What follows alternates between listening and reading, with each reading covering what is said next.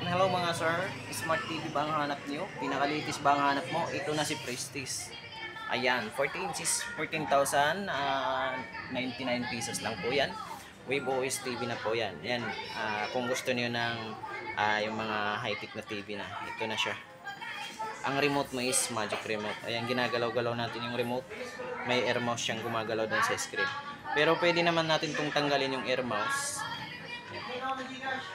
Wala na. Kung gusto natin gamitin ulit, shake lang natin. Napakaganda siyang gamitin ng Prestige Wave OS TV. 40 inches po yan. Tapos yung pinaka-application natin, ayan, kung anong gusto natin yung gamitin, nandiyan na. Naka-auto-update na po yan. Yan. Kahit anong version po yan ng Netflix niyo or ano man yan, naka-Apple TV ka na rin. HBO, built-in na yan.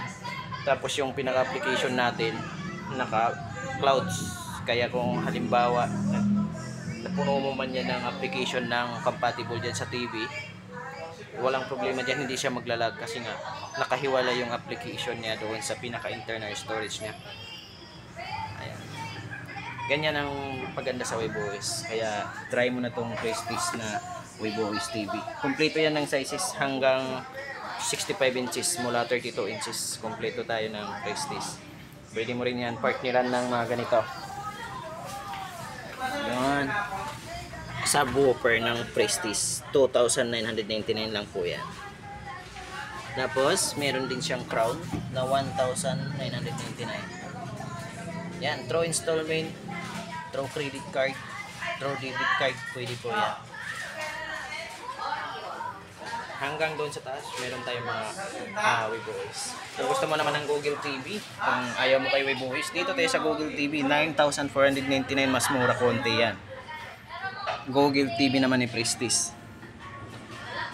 Ayan, ang release nito, dumating lang siya ngayong January, dito sa amin. Pero noong 2024 to, meron na yan with Google TV ni Prestige. Prestige, tapos naka Google TV, digital na rin po yan sa halagang 9,499. Yeah, try na natin si Prestige. Meron din siyang mga subwoofer.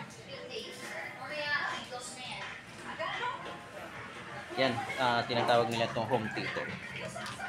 Meron siyang dalawang salpakan ng mic.